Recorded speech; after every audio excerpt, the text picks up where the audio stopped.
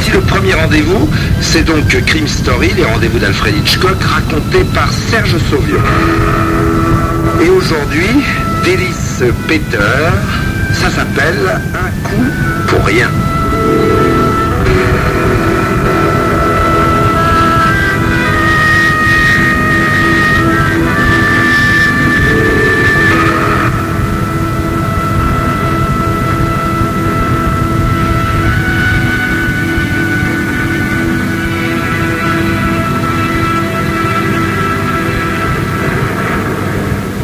Jenny lit attentivement un rapport de la puissante société protectrice des animaux. Jamais elle ne pourra s'habituer aux sévices qu'on leur fait subir. Tiens, encore plusieurs chiens abandonnés en cette période de vacances. Plusieurs chats servent de cobayes dans les laboratoires. Quant aux lapins, aux hamsters et aux souris, c'est un véritable génocide. Dit-elle à sa sœur Karen, qui ne l'écoute même pas, occupée à nettoyer, essuyer et ranger le minuscule appartement qu'elle partage depuis la mort de leur mère. Jenny est si préoccupée par le sort des animaux qu'elle ne prête pas attention à la sonnerie du téléphone. 3 coups, un arrêt, puis une nouvelle sonnerie. Karen décroche le téléphone et le raccroche subitement. Il s'agit encore d'une erreur, Jenny. Je ne comprends pas que les gens soient si stupides. Comment se débrouillent-ils pour faire de faux numéros et déranger la tranquillité des citoyens? Tu n'es pas de mon avis, Karen? Tu sais, ça se produit souvent. On voit bien que tu n'as pas l'habitude d'être à la maison. Répond Karen. Mais quelque chose dans son regard provoque un vague soupçon chez Jenny. Elle ne dit rien et se dirige en boitillant vers sa chambre qui vient d'être astiquée. Quelle poisse! Être alité depuis une semaine pour une foulure, être obligé de ne pas bouger, de n'assister à aucune réunion ni à aucun grand débat sur les causes humanitaires, aucun meeting politique sur les conflits qui secouent le monde et le précipitent à sa perte. Je vais étouffer, pense Jenny en s'installant sur le lit avec son dossier sur la cause déchirante des animaux. Quant à Karen, elle continue de ranger, de nettoyer. Elle est la bonne, la servante et le souffre-douleur. Toujours cloîtrée à la maison, à coudre, repasser, laver, nettoyer et cuisiner. Tandis que sa sœur, elle, est toujours par monts et par vaux, militant et élevant la voix contre toute forme d'injustice. Karen met rarement le pied dehors, sauf dans un but précis, faire des courses au magasin du coin et s'offrir de temps en temps un extra, aller au cinéma, voir un mélo, comme dit Jenny avec mépris. Une vingtaine de minutes après cet étrange coup de téléphone, Karen entre dans la chambre de sa sœur. Les yeux baissés pour ne pas affronter son regard, elle déclare « Je dois aller faire quelques courses. As-tu besoin de quelque chose ?»« Non, je n'ai besoin de rien. Ne tarde pas. » grogne Jenny qui se replonge dans sa lecture sans rien laisser paraître. Mais l'expression de sa sœur ne lui a pas échappé. Dès qu'elle entend la porte d'entrée se refermer, Jenny pose violemment le dossier et fronce les sourcils en se mordillant les ongles. Quelque chose lui travaille l'esprit, quelque chose en rapport avec ces soi-disant faux numéros. Elle ferme les yeux et se concentre en respirant profondément, une technique qu'elle a apprise pour lutter contre le trac lorsqu'elle prend la parole au meeting. Voyons. Récapitulons depuis le début. Depuis que je suis coincé à la maison, il y a à peu près 3 ou 4 appels par jour. Tous des faux numéros, selon Karen. Le plus intriguant, c'est que cela se passe en général dans l'après-midi. La modulation des sonneries, 3 coups, un arrêt, puis une nouvelle sonnerie ne me semble pas très catholique. Karen me cache sûrement quelque chose, mais quoi? Soudain, elle se dresse sur le lit. Bon sang, mais c'est un signal. Ce n'est pas un faux numéro, c'est quelqu'un qui veut la joindre. Ah, la petite garce, elle me cache quelque chose. C'est un homme, je suis sûr que c'est un homme. Mais qui cela peut-il être? Réfléchissons avec méthode. Ne nous impatientons pas. Procédons avec ordre et méthode, se dit-elle.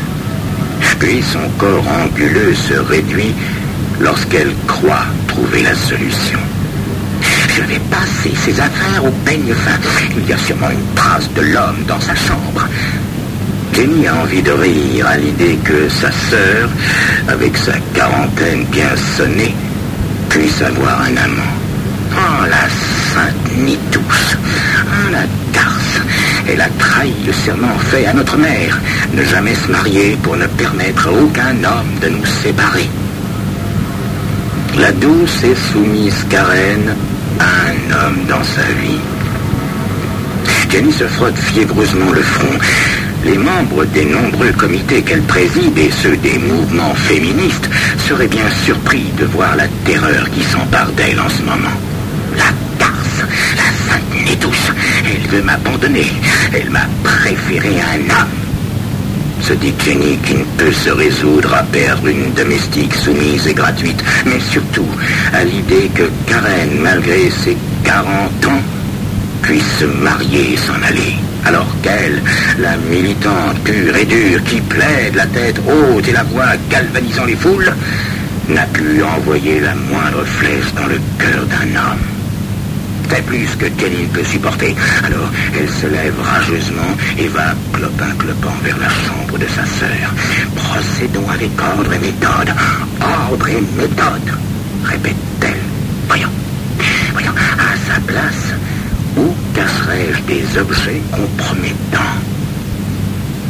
Le regard de Jenny parcourt la chambre et se pose sur la plante trônant sur le guéridon. Elle va droit à la fougère, soulève le pot qu'elle dépose par terre. Elle retire la soucoupe et découvre triomphalement un vieux calepin. Elle remet la plante à sa place et retourne dans sa chambre, tout en jetant un regard distrait par la fenêtre. Tiens, Karen sort justement du drugstore. Petite dévergondée, tu ne perds rien pour attendre. Tu vas voir de quel bois je me chauffe. Elle s'assoit sur le lit et pense avec regret à leur mère. Quel malheur que maman ne soit plus de ce monde. Elle aurait mis définitivement fin à toute tentative de mariage. Elle savait s'y prendre, maman. Elle savait faire plier ses filles, surtout Karen d'ailleurs. Maman a veillé à tout.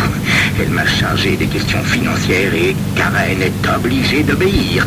Sinon, elle n'aura pas un centime. Jenny se met à feuilleter fébrilement le calepin. Voyons. À la lettre A, rien. À la lettre B, boucher. C, coiffeur. Célia, cette bêche avec sa ribambelle d'enfant. À la lettre D, docteur Webbs. À la lettre E, église baptiste. La grenouille de bénitier. Elle prie et va pêcher ensuite. Épicerie. Lettre F, rien. G, rien. H, rien. C'est peut-être l'épicier. Non, mais non, il est marié. Alors c'est le boucher. Mais non, il est marié aussi. Et puis, ils sont vissés par leur femme. À la lettre I, rien. Soudain, son doigt se fige. Elle déglutit péniblement. Elle n'arrive pas à lire le nom. Tout se brouille sous ses yeux. Oh non, c'est impossible. C'est impossible.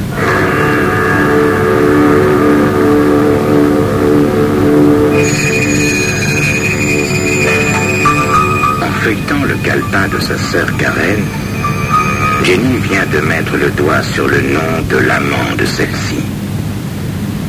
Qui est-il? Vous le saurez dans quelques instants.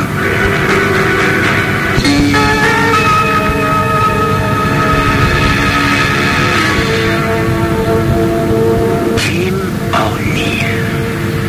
Jim. Ce fat de Jim. Jim, ce coquin qui avait failli épouser Karen. Heureusement que notre mère veillait au grain.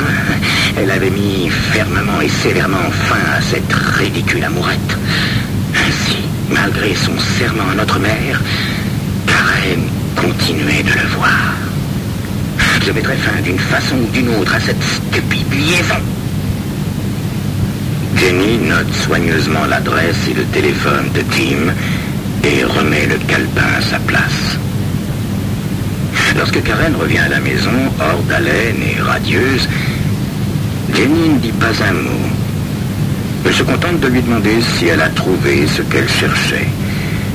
Karen opine de la tête et se dirige vers la cuisine. La cuisine, le seul endroit où elle peut échapper au regard soupçonneux et aux récriminations de sa sœur. Alors évidemment, Jenny déteste cet endroit qui n'est pas digne d'elle. Le soir venu, Karen demande à sa sœur l'autorisation d'aller au cinéma. Jenny décide de ne pas l'en empêcher, sinon elle dévoilerait le plan machiavélique qu'elle lui prépare. Passe une bonne soirée, Karen. Tu ne perds rien pour attendre, pense-t-elle en faisant semblant de lire son dossier sur les animaux.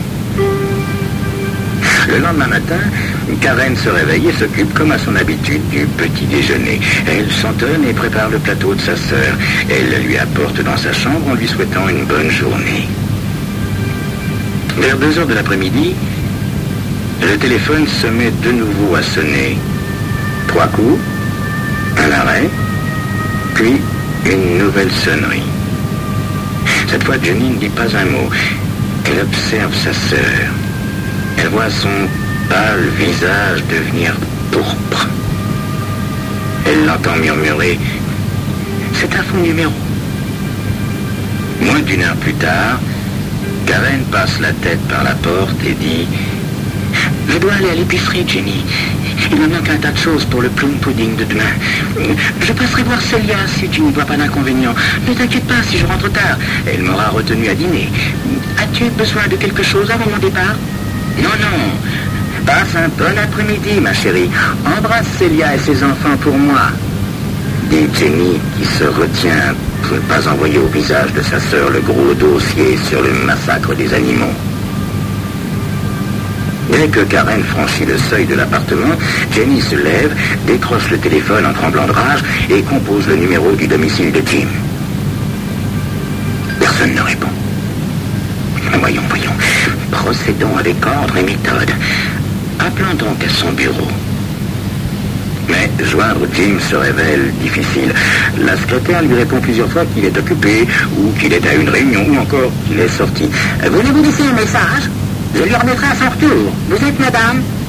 Non, ça ne fait rien. Je rappellerai plus tard, dit Jenny. Elle raccroche le téléphone en pestant et se dirige vers la salle de bain. Elle se fait une beauté, s'habille et se met ensuite à chercher dans son armoire. Elle finit par trouver le pistolet qu'elle a hérité de sa mère. Elle le range précieusement dans son sac, met son manteau et sort.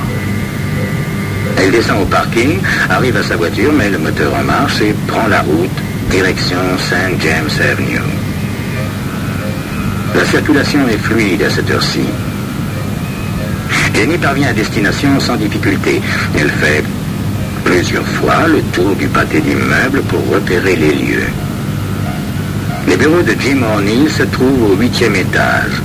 Elle réussit à garer sa voiture, arrête le moteur et reste de longs moments à observer le va-et-vient pressé des gens qui s'engouffrent dans l'immeuble ou qui en sortent. Soudain, des hommes et des femmes à l'allure de cadres supérieurs se ruent hors du bâtiment. « C'est l'heure, dit-elle. Alors, elle ouvre la portière de sa voiture, prend son sac et descend. Elle pénètre dans l'immeuble en prenant bien soin de ne pas se faire remarquer, essayant de boiter le moins possible. Quelques secondes plus tard, elle prend l'ascenseur, appuie sur le bouton et atterrit au 8e étage. Aussitôt, elle se précipite vers la porte sur laquelle est inscrit « Escalier de secours ». Elle ouvre la porte et se cache dans l'escalier. De temps en temps, Jenny risque un regard. Elle entend des rires, le bruit des portes qui claquent, des « au revoir », des « bonsoir ». Puis, petit à petit, le silence s'installe dans le couloir. Jenny sort l'arme de son sac, ajuste le silencieux et ôte le cran de sûreté. Ensuite, elle se décide à quitter sa cachette, non sans avoir jeté un regard furtif dans le couloir. Elle parvient à la porte principale des bureaux de Jim O'Neill. Elle se met à prier Dieu qu'il ne soit pas parti et surtout qu'il soit seul. Jenny appuie sur la sonnette et respire un bon coup. Soudain, la porte s'ouvre brusquement. Jenny se trouve face à face avec ce voleur de sœurs. Il n'a pas vieilli. Juste quelques kilos et les cheveux plus blancs que neige, pense-t-elle, avant de lui tirer 2 balles au milieu du front. Sans regarder derrière elle, elle tourne les talons et court comme elle peut vers l'escalier de secours. Elle descend avec beaucoup d'efforts et de difficultés 3 étages et sort sur le palier du 5e où elle prend l'ascenseur qui la ramène sans aucun problème vers le rez-de-chaussée. Elle parvient à sa voiture et s'effondre en sanglots. Elle tremble de tous ses membres. Un rictus lui déforme le visage. Elle récupère peu à peu son calme et s'écrie. « Tu es vengée, maman. Personne ne séparera des filles. Personne. À présent, Karen est définitivement matée. Cette dévergondée va être bien surprise, pense Jenny en introduisant la clé dans la serrure de l'appartement. Plus de téléphone, ma chère petite sœur. Plus de signal, ni d'amour étant catémini. Plus de courses au magasin et de prétextes fumeux pour sortir. Liés, nous sommes liés à la vie et à la mort, ma très chère petite sœur. Très fatiguée par sa dure journée, Jenny décide de ne pas attendre le retour de Karen. Elle prend un somnifère et sombre dans un profond sommeil.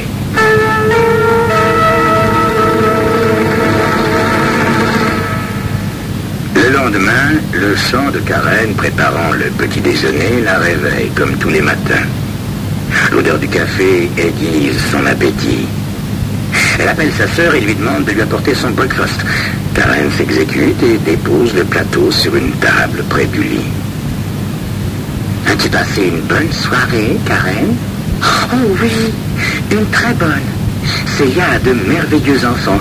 Ça fait longtemps que je n'ai pas ri d'aussi beau cœur. » « Tu vas rire jaune dans quelques instants, ma chère Karen, » pense Jenny. « Dépêche-toi de prendre ton petit déjeuner. N'oublie pas, le docteur Webbs doit passer te voir ce matin. Je dois ranger la chambre, » dit Karen avant de sortir. Tout en sirotant tranquillement son café, Jenny savoure sa victoire. Soudain, la sonnerie du téléphone la fait sursauter. À sa grande stupeur, elle reconnaît le signal. 3 coups, un arrêt, une nouvelle sonnerie. Jenny se lève et renverse le plateau par terre. Avant que Karen ne lui dise « Encore un faux numéro », elle se met à hurler « Ça n'est pas possible! Ça n'est pas possible! Je l'ai tué! Je l'ai tué !» Puis, levant les yeux, elle voit le docteur Webbs. Sa silhouette apparaît sur le seuil de la chambre. Il est accompagné de Karen. « Mais qui donc avez-vous tué, ma chère Jenny ?» demande-t-il en serrant amoureusement Karen dans ses bras.